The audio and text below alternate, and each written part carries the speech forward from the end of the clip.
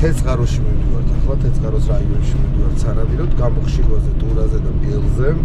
იმედია შედეგიანი გვექნება. კარგი მოლეკულები არის, უკვე კარგადაც გამოჩნდა ტურაც და გელიც.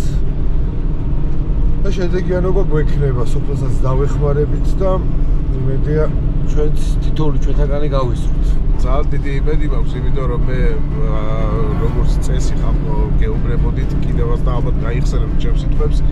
მიუხედავად იმისა, რომ სეზონი მთავრდება სანადირო, ჩვეულებრივ ვაგრძელებთ ნადირობას მტაცებელზე, ოღონდ ხაზგასმით, მხოლოდ და მხოლოდ ლიცენზირებულ ნადირობებს დავესწროთ ხოლმე მეგობრებო.